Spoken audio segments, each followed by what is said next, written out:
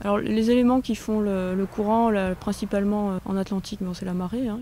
Cette animation illustre un cas particulier de marée semi-diurne quand la Lune est à son zénith en milieu de journée. Au cours d'une journée, la Terre tourne sur elle-même en un peu plus de 24 heures. Sur notre exemple, devant cette plage, la mer montera donc, c'est le flot, et descendra, c'est le jusant, 2 fois par jour. Ce régime semi-diurne est le plus fréquent à la surface de la Terre, par opposition aux marées à prédominance diurne. Ce marégraphe mesure la hauteur d'eau à un moment donné. Il nous permet de constater que la vitesse à laquelle évolue la hauteur d'eau varie en fonction du moment de la marée. Après un court moment durant lequel la hauteur d'eau ne varie pas, on parle d'étale de basse mer ou d'étale de marée haute, l'eau monte ou descend en un peu moins d'une heure d'un douzième de la hauteur totale séparant les deux étales. On appelle cette différence de hauteur d'eau le marnage. La deuxième heure, elle monte ou descend un peu plus rapidement, de 2/12. La troisième et la quatrième heure, la variation est encore plus marquée avec 3/12. À la cinquième heure, la variation est de 2/12 et à la dernière heure de 1/12. Cette dynamique de la marée peut être visualisée sur la courbe tracée par le curseur de notre marégraphe. La masse d'eau qui entoure la Terre est soumise à l'attraction de la Lune et du Soleil. Compte tenu de sa proximité, la Lune exerce une attraction prépondérante sur la Terre. Cette force d'attraction est maximale quand la Lune est à la verticale supérieure d'un point donné. On dit que l'astre est au zénith. À ce moment, la masse d'eau est soulevée à la verticale de ce point. C'est la marée haute. Après ce moment, l'attraction diminue et la mer descend jusqu'à ce que la Lune se trouve à 90 degrés de la verticale, sensiblement sur l'horizon. À ce moment, la force d'attraction est minimale, c'est la marée basse.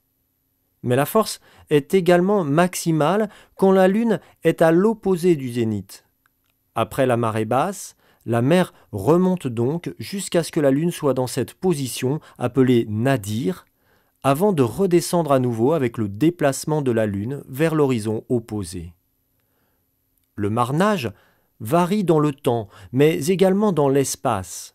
Dans les mers fermées comme la Méditerranée, le marnage est très faible, 10 à 20 cm dans le sud de la France, tout comme au centre des océans, 40 cm à Tahiti.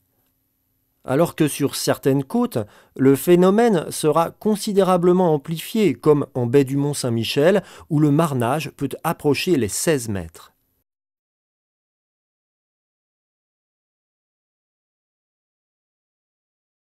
L'attraction de la Lune s'exerce sur la Terre et les océans. Suivant les latitudes, elle génère l'alternance du flot et du jusant dans le cycle des marées diurnes ou semi-diurnes, au rythme de la rotation de la Terre sur elle-même. La courbe présentée illustre l'alternance des marées hautes et basses d'une marée semi-diurne classique dans l'océan Atlantique, en particulier en Europe. Elle illustre aussi la variation de l'amplitude des marées au cours d'un cycle lunaire mensuel, appelé lunaison. Mais le Soleil exerce lui aussi une attraction gravitationnelle sur la Terre. L'attraction de la Lune et du Soleil se combine ou se contrarie en fonction de la position respective des deux astres par rapport à la Terre. Car si la Terre tourne sur elle-même, offrant chaque jour à la verticale de la Lune alternativement les différents points du globe, la Lune elle-même tourne autour de la Terre en un peu plus de 29 jours. Quand la Lune et le Soleil sont alignés avec la Terre, l'attraction des deux astres s'ajoute. Cette situation est appelée syzygie. C'est le cas à la nouvelle Lune, quand la Lune est entre le Soleil et la Terre. C'est également le cas à la pleine Lune, quand c'est la Terre qui est entre la Lune et le Soleil. C'est autour de ces moments que l'on enregistre les plus hauts coefficients de marée du cycle lunaire. La mer monte plus haut et descend plus bas sur une durée équivalente, provoquant des courants de marée plus importants. On dit que l'on est dans une période de vives eaux. Quand la Lune est à 90 degrés de l'axe Terre-Soleil, c'est la demi-lune, observée au premier et au dernier quartier de la Lune. Cette situation est appelée quadrature. Dans ces périodes, l'attraction du Soleil contrarie celle de la Lune et l'on se trouve en période de mortes eaux. La mer monte moins haut et descend moins bas. Pour la rendre plus facilement compréhensible, dans notre animation, la distance entre la Terre et le Soleil demeure constante. En réalité, la Terre et la Lune tournent elles-mêmes autour du Soleil en un peu plus de 365 jours, suivant une orbite elliptique. Cela signifie qu'à certains moments de l'année, la Terre est plus proche du Soleil. Ce sont les équinoxes.